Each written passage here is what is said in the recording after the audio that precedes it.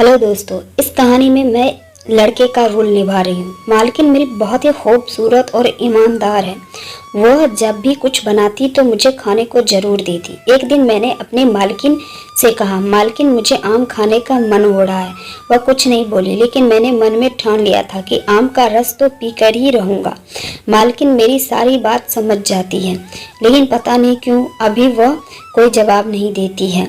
एक तरफ से मुझे डर भी लग रहा था कि कहीं मालकिन मुझे काम से ना निकाल दे, लेकिन क्या करूं। मालकिन को देखने के बाद मैं अपने आप को रोक ही नहीं पाता हूं और आम खाने की बात करने लगता। आंटी मेरी बहुत ही भोली भाली है। मेरे बहुत प्रयासों के बाद उन्होंने मुझसे आम खाने के लिए कह दिया। दोस्तों, मेरा नाम राकेश है। मुझे एक घर में काम मिल जाता है।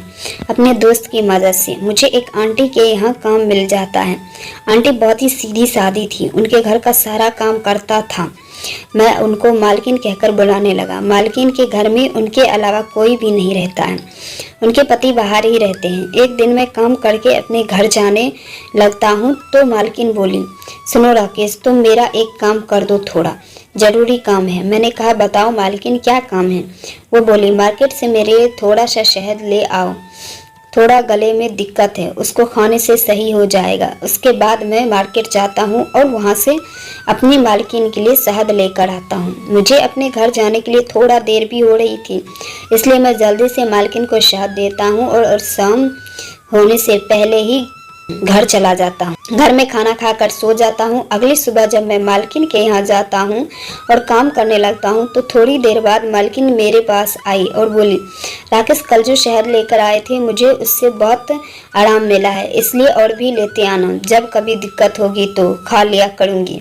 मैंने कहा, ठीक है मालकिन। मैंने घर का सारा काम किया और फिर मेरी मालकिन अपने पति से फ़ोन में बात करने लगती है।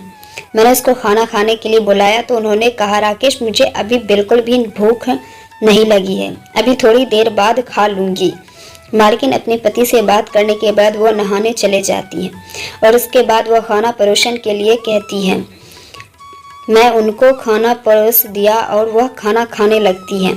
मैं उनके ही पास खड़ा था, तभी मुझे आंटी के दोनों आम दिखने लगते हैं। मैं उनको खाने के बारे में सोचने लगता हूँ और इतना मगन हो जाता हूँ कि मालकिन मेरी तरफ देखने लगती है, लेकिन मैं उन पर ध्यान नहीं देता हूँ।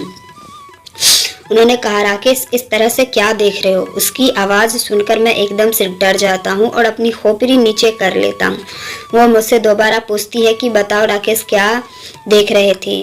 मैंने डरते हुए कहा, मालकिन, मुझे यह दो आम बहुत ही अच्छा लग रहा है और इन्हें खाने का मन कर रहा है। मालकिन मेरी तरफ गुस्सा भरी नजरों से देखकर बोली, यह कैसी बातें कर रहे हो राकेश। मुझे डर इस बात का लग रहा था कि मालकिन गुस्सा होकर मुझे काम से ना निकाल दे, लेकिन मुझे ऐसा लग रहा था कि वह मन ही मन मुस्कुरा रही थी। खाना खाने के बाद वह अपने कमरे में चली जाती है और मुझसे कुछ नहीं कहती।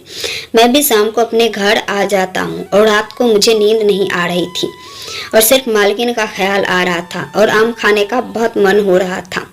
मैंने मन में सोचा कि कल तो मैं आम खाकर ही रहूँगा। अगले दिन मैं काम करने गया और जाकर मालकिन से कहा, मालकिन, आप बहुत अच्छी लगती हो।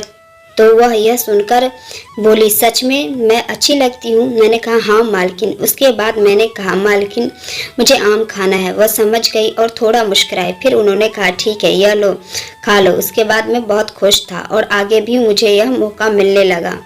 हेलो दोस्तों, अगर ये छोटी सी स्टोरी अगर आपको पसंद आए तो प्लीज़ वीडियो को लाइक एंड चैनल को सब्सक्राइब कर दीजिए। Thank you for watching my video.